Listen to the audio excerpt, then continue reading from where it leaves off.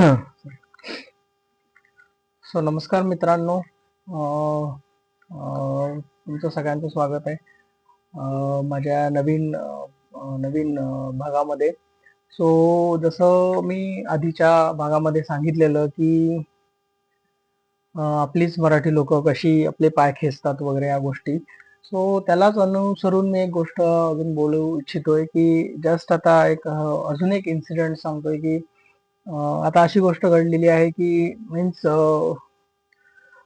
जे पण शोधायचे प्रयत्न आहेत नोकरीच्या बाबतीत ते चालूच आहेत. आता माझ्याकडे बघितलं तर थोडंसं कन्फ्यूज माइंड झालेलं आहे बिकॉज मी 2018 साली लॉ वगैरे झालेलो होतो. देन माझं फार्माचं एज्युकेशन फार्माचा इंडस्ट्रियल एक्सपिरियन्स ऑनगोईंगच होता आणि अशी कुठलीही वेळ तेव्हा किंवा आताच्या काळात आली नव्हती की असा एक डिसिजन घ्यावा लागेल देन पुढचं. आणि सांगायचं झालं तर मेडिकल स्वतःचं टाकायचं ही माझी बऱ्याच दिवसापासूनची इच्छा होती आणि वारंवार ती मी माझ्या घरी बोलूनही दाखवलंय. आता असं आलं की माझ्याकडनं कुठल्या कुठल्या चुका झाल्या आहेत. जर तुम्ही तुमच्या आयुष्यात किंवा करिअरचा स्टार्ट करत असाल किंवा तुम्ही स्वतःचं जेव्हा तुम्ही एखादी नोकरी और एम्प्लॉयमेंट कुठली करत असाल तर तेव्हा तुम्ही कुठल्या गोष्टीची काळजी घेणं गरजेचं आहे. तर फर्स्ट ऑफ ऑल जी मी चूक केली ती तुम्हाला सांगतो. मी गेले 12 ते 13 वर्ष म्हणजे लास्टचे 2-4 वर्ष सोडली तर जे सेव्हिंग्स होते माझा खर्च सोडून मला जेवढे लागतात तेवढे पैसे सोडून मी बाकीचे घरी सेव्हिंगला द्यायचोय. माझे वडील ह्याच्यात सेव्हिंग्स मध्ये मास्टर्स असल्यामुळे मी तेव्हा विचार केला नव्हता की आपण कशाला सेव्हिंगच्या भानगडीत पडा. हे आपले घरातले बघतात की आपले घरातले सेव्हिंग्स योग्य प्रकारे करू शकतात तर त्या गोष्टीमध्ये मी पडत नव्हतो. सो मी मला लागेल तेवढा खर्चाचा पैसा सोडून मोस्टली घरी पाठवायचा प्रयत्न करायचो की ते सेव्हिंग्स करतायत. आणि त्याच्यामुळे माझ्याकडे जेव्हा खर्चासाठी पैसे लागतात तेव्हा मला घरातल्यांकडे मागण्याशिवाय पर्याय नसायचा. सो जेव्हा माझ्या डोक्यात प्लॅन आलेला म्हणजे सन 2014-15च्या दरम्यान माझा मित्र तिकडे एक डिस्ट्रीब्युशनची एजन्सी वगैरे चालवतो. सो त्याला लोकल एरियाबद्दल माझ्या नेटिव्ह प्लेसच्या एरियाबद्दल माहिती होती. सो त्याने मला 2-3 जागा सुचवले आणि म्हणलेले की हे बघ मित्रा, इथे तू मेडिकल चालू कर. खूप माझा 12वीचा क्लोज फ्रेंड आहे आणि त्याने मला सुचवलेलं की इथे चालू कर, तुझा इकडे नक्कीच धंदा चांगला चालेल. सो त्या दृष्टीने मी जाऊन चौकशी केली. तेव्हा 2013-14ला त्या गाळ्याची किंमत अराउंड 18 लाख वगैरे होती. 17-18 लाखाचा गाळा तो अराउंड होता. सो तेव्हा मी ऑब्विस आहे मी पैसे तेव्हा तर फार्मामध्ये पहिली गोष्ट म्हणजे इनिशियल फेजला खूप कमी पगार असतात आणि त्याच्यामुळे सेव्हिंग्स त्या प्रमाणात होत नाही. हळूहळू वाढतो पगार पण तेवढे जबाबदारी खर्च सगळेच वाढत जातात. सो फार्मा फील्डमध्ये यायच्या आधी पण लोकांनी का विचार करावा आणि तुमचे कॉम्पिटिशन काय. मी याच्यावर नक्कीच एक व्हिडिओ टाकीन की फार्मा फील्ड आपल्या आयुष्यात सुटेबल आहे का, करिअर ग्रोथसाठी आहे का, किंवा फार्मा फील्डमध्ये तुम्ही जर करिअर करू इच्छित आहे फार्मसी एज्युकेशन घेऊन. सो तुम्हाला फ्युचर अपॉर्च्युनिटीज किंवा आउट ऑफ इंडिया अपॉर्च्युनिटीज किती मिळतील आणि त्यांच्या सॅलरी पॅकेजेस काय असतील किंवा अपॉर्च्युनिटी मिळतील की नाही याच्याविषयी नक्कीच एक व्हिडिओ मी बनवून टाकेन. So coming back two point की तेव्हा असा विषय झाला, आम्ही गाळा बघितला, गाळाचा ओनरशी बोललो, त्याला पैशाची गरज होती. पण त्यावेळी ऑब्विसली घरातल्यांनी म्हणले की आपण एवढे पैसे आता सध्या इन्व्हेस्ट करू शकत नाही. असं तसं वगैरे झालं. एखादा वर्ष किंवा 6 महिन्याचा पिरियड झाला. 6 महिन्याच्या पिरियड मध्ये आता तुम्हाला सांगायचं झालं तर एक युपी वाले आमच्या इथे स्थायिक झालेले लोक आहेत, त्यांचं फेमस व्यक्ती आहेत आणि त्यांच्या भावाने किंवा त्यांच्या रिलेटिव्हने तो गाळा रेंटवर घेतला. 7,000 रेंटने ते गाळा घेऊन त्याने तिथे मेडिकल स्टोअरच चालू केलं. आणि ह्या गोष्टीत तुम्हाला आश्चर्याची गोष्ट सांगायची तर माझी बहीण, सख्खी बहीण किंवा माझे भाऊजी यांनीही मला सपोर्ट केला नाही. प्रत्येक गोष्टीत असं म्हटलं की तुला अनुभव यायला गरजेचा आहे, अनुभव येणं गरजेचं आहे. आता तुम्हाला अनुभवाची गोष्ट सांगेल, जर एखादा माणूस आपण नोकरी करत असेल आणि मेडिकलमध्ये जॉब किंवा मेडिकलमध्ये पार्ट टाइम मध्ये करायचं म्हटलं तरी कोणी तुम्हाला उभं करत नाही. तुम्हाला स्वतःच करायला लागतंय आणि कुठलीही गोष्ट रिस्क बेस केल्याशिवाय होत नाही. तर या लोकांनी मला कुठलाही सपोर्ट दिला नाही. सो त्या माणसाने तो रेंटवर गाळा घेतला. रेंटवर गाळा घेतल्यानंतर त्या गाळ्याचं उत्पन्न, माझ्या मित्रांनी मला फोन केला मध्ये एक वर्षभरात की अरे त्याचं मेडिकल तुफान चालू आहे, कस्टमर्स गर्दी आहे, बिकॉज आजूबाजूला कुठलाच नव्हता. विदिन 2 वर्षात त्याने तो गाळा विकत घेतला आणि त्याने तो मेडिकल आत्ताही कंटिन्यू चाललाय आणि त्याचं मेडिकल आता जबरदस्त परफॉर्मन्स देत आहे. म्हणजे तुम्हाला सांगायची गोष्ट की तुमच्या घरातले तुमचे विरोधक कसे काय असू शकतात. माझी स्वतःची बहीण म्हणा, आई वडील म्हणा किंवा भाऊजी, कोणीही मला सपोर्ट केला नव्हता. आणि मेन प्रॉब्लेम होता की तुम्हाला फायनान्शियल बॅकअप म्हणजे तुमचं स्वतःचं सेव्हिंग जर तुम्ही तुमच्या हातात ठेवलं नाही आणि तुमच्या घरच्यांच्या ताब्यात देत गेलात तर तुम्हाला त्यांच्याकडेच हातपाय पसरायला लागतात. आणि दुसरी गोष्ट म्हणजे सांगायची झाली की त्यावेळी असं घडल्यानंतर 5 एक वर्ष गेली. मग आम्ही दुसरीकडे गाळा घ्यायचा विचार केला. म्हणजे किती तो मूर्खपणाचा डिसिजन झाला. आणि त्याच्यानंतर असं झालं की मी वारंवार सांगत होता की आता जनरली फॅमिलीमध्ये डॉक्टर आहेत तर ह्या गोष्टीसाठी प्राधान्य दिलं पाहिजे की आपणच आपलं घरचं काहीतरी सुरू करू बिझनेस. तर बिलकुल नाही, नोकरीसाठीच मरमर. म्हणजे त्यांचं असं आहे की बाबा दुसरी गाढवांच्या रेसमध्ये जातात, तूही गाढव होऊन त्या गाढवांसारखं.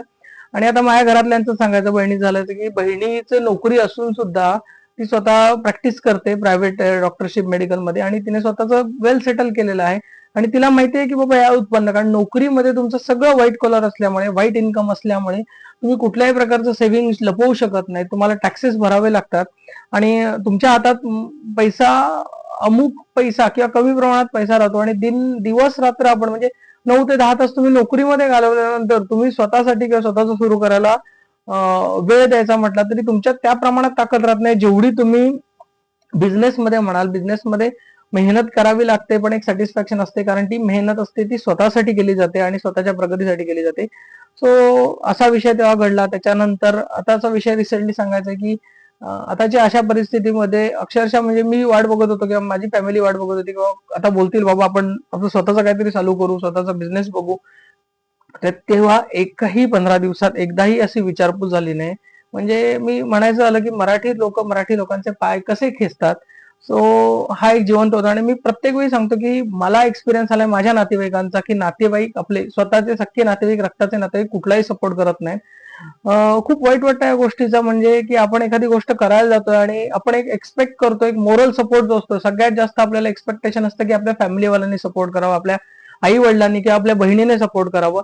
म्हणताना असं म्हणणार की आम्ही नाही म्हणत नाही करू, पण तू नोकरी सोडून करू नकोस. आता म्हणजे जी म्हणतात ना की पाय खेचायचं काम, मी तर म्हणतो मराठी लोक नाही, आपल्या मराठी लोकांपेक्षा मराठी घरातली लोक, जे महाराष्ट्रीयन लोक असतात ते आपली घरातली म्हणतात, ती सगळ्यात मोठी विरोधक असतात आपल्या. आणि असे मला ते बऱ्याच लोकांच्या आयुष्यात घडत असतील. So coming back to my point की मी हेच म्हणेन तुम्हाला, जर तुमचं सेव्हिंग्स असेल आणि जर तुमचे घरातले तुमचे स्पेसिफिकली जर फायनान्स करणारे वडील वगैरे असतील आणि हे असतील, ते तुम्हाला कंट्रोल करत असतील तर तुम्ही आत्ताच ह्या वेळेपासूनच ही गोष्ट अवॉइड करा. त्यांना जेवढे खर्चाला लागतात तेवढेच पैसे द्या. जेवढे पैसे तुम्हाला सेव्ह करता येतील तुमचे करा. एफडीज करा, आरडीज करा, एसआयपीज करा, पण सेव्हिंग्स तुमचं तुम्ही करा. आता प्रश्न येतो की बाबा आपल्याला धंदा जमत नाही, आपल्याला किंवा माझ्या बाबतीत घडलेलं आहे, बाबा तू चालू करून काय केलंस. मी एक स्टेशनरीचं दुकान चालू केलेलं, तर तू तेही लॉस मध्ये गेलास, म्हणजे तू लॉस मध्येच धंदा करतोस. म्हणजे एक माइंडसेट निगेटिव्ह क्रिएट करायचा आणि समोरच्याला असं डॉमिनेट करायचं, ही गोष्ट माझ्या घरातल्यांनी खूप जास्त प्रमाणात केली माझ्या बाबतीत.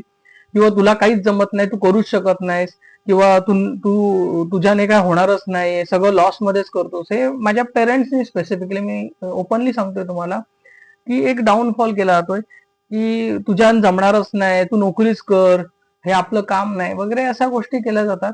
आणि त्याच्यामुळे कसं होतं की आपला एक कॉन्फिडन्स लेवल्स असतो की बाबा हे आपल्याला करायला पाहिजे, एखादं पाऊल उचलायला पाहिजे. तो स्टेशनरी चालू केल्यानंतर मला पुढचा बिझनेस करायचा होता आणि परत हे होतं की बाबा आता मी स्टेशनरी बंद करायचं म्हटलं, पण गावी गाळा होता म्हणून मी तिकडे शिफ्ट केलं. सो ऍटलिस्ट म्हणजे फ्युचरसाठी होईल. तर तू असं झालं की बाबा तू आमच्या गळ्यात येऊन टाकलंस, तुला जमत नव्हतं म्हणून वगैरे वगैरे असं केलं गेलं. सो रिझन बिहाइंड हे होतं की माझं प्लॅनिंग होतं की फ्युचरमध्ये कुठेतरी आपल्याला कामी येईल आणि ह्याचा आज ना उद्या तरी याला ग्रोथ होईल. तर तो डॉमिनेटिंग नेचर माझ्या बाबतीत झाला. सेकंड थिंग्स आता म्हणायचं झालं, सेव्हिंग्स जर झालं तर सेव्हिंग्स तुम्ही जर इनिशियल फेज पासूनच करायला लागलात की बाबा पैसा सेव्ह करायला लागलात आणि तुम्हाला जर एखादा निर्णय घ्यायचा आहे किंवा मला नोकरी सोडून मला दुसरा मार्ग कुठला तरी एक अल्टरनेटिव्ह सोर्स, आणि आजकालच्या वेळेत किंवा आजकालच्या काळामध्ये तुम्ही बघितलं तर तुम्हाला एक अल्टरनेटिव्ह सोर्स ऑफ इन्कम पाहिजे. आणि जर तुमचं लग्न झालं किंवा हजबंड वाईफ असेल आणि एकच जर वर्किंग असेल तर डेफिनेटली तुम्ही एक source of alternative source of income शोधणं गरजेचं आहे. ले ऑफ्स आणि ह्या गोष्टी खूप जास्त प्रमाणात आजकाल होणार आणि अजूनही वाढत जाणार आहे. कारण कंपनीवाले आपल्याला एक चिंगम सारखं वापरून घेतात. जोपर्यंत तुमच्यात रस आहे किंवा जोपर्यंत त्यांना वाटतं की याच्याकडनं काम होतंय किंवा आपण इव्हन कामही करतोय, पण त्यांना वाटलं की बाबा एक मराठीत म्हण असेल जसे गरज सरो आणि वैद्य मरो, त्या प्रकारचं यांचं धोरण असतोय की बाबा ह्यांच्याकडे काम नाहीये, आपण काम तर कम्प्लीट करून देतोय, आपला रेकॉर्डही चांगला आहे, पण ह्यांच्याकडे नवीन काम येत नाहीये, ते तुम्हाला एका मिनिटात बाहेर फेकू शकतात आणि तुम्हाला शून्यावर आणून ठेवू शकतात. सो बोलायचं झालं तर त्याच्यानंतर सेव्हिंग्स नसल्यामुळे अगेन आपल्याला हतबल व्हावं लागतं. माझ्यासाठी स्पेसिफिकली बाबा परत मागणी करायला लागते, बाबा डिमांड करायला लागते. सो मला हे 2-3 वर्ष आधी क्लिक झालं आणि मी त्यावेळी थोडस अलर्ट झालो आणि मी स्वतःच सेव्हिंग स्वतः करायला लागलो. पण असं झालं की त्या बाबतीत म्हणा तर खूप उशीर झालेला होता. सेव्हिंग्स प्रमाणात झालेलं आहे की मी जे मंथली एक्सपेन्सेस आहे काही काही वेळ महिने किंवा वर्षभर मी सहजपणे भागवू शकतो. सो तो एक प्लस पॉइंट म्हटला पाहिजे की मला थोडंफार वेळेत समजलं. अदरवाईज परत हात पसरायला लागतात.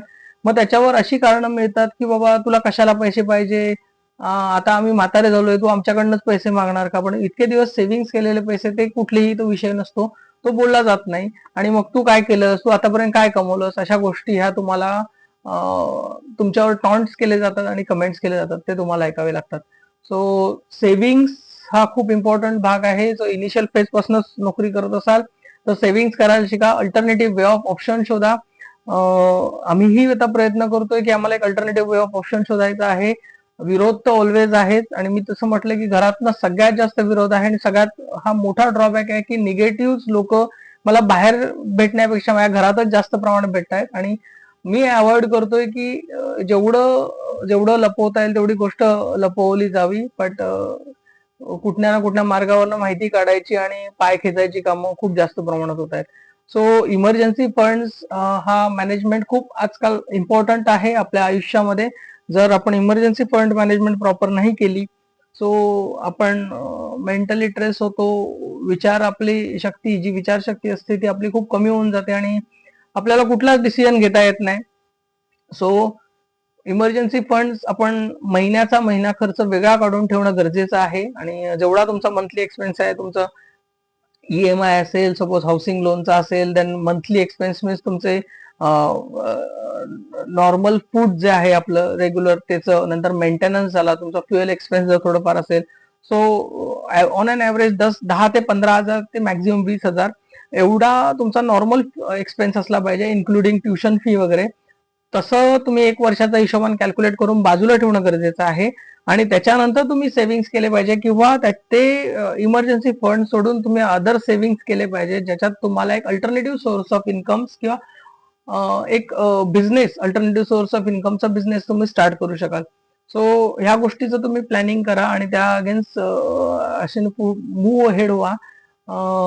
मी माझे अपडेट्स व्हिडिओ मार्फत अपडेट करतच राहीन की आम्ही ह्या सिच्युएशन्स मध्ये कसे मूव्ह हेड झालेलो आहे सध्याच्या परिस्थितीमध्ये, की मला बिझनेस पेक्षा तू नोकरीतच किती राहावं आणि नोकरीतच राहावं याच्यासाठी जीवतोड प्रयत्न माझ्यापेक्षा माझ्या घरातले करतायत. मी तर माझा प्रयत्न करतोच आहे कारण मला ऑप्शन शोधायचेच आहे. नोकरी बरोबर मला इतरही ऑप्शन शोधायचे जेणेकरून अशी वेळ परत कोणावरच येऊ नये किंवा कोणत्याही माणसावर येऊ नये. आणि हा जनरली एक मोटिवेशनल व्हिडिओ आहे. जर सक्सेस झालोच तर नक्कीच ह्याच्यानंतर असं होईल की हे लाईफ टाईम ऑपॉर्च्युनिटी राहील आणि परत मागे वळून बघायची गरज पडणार नाही. So stay tune with us, support my channel. Thank you.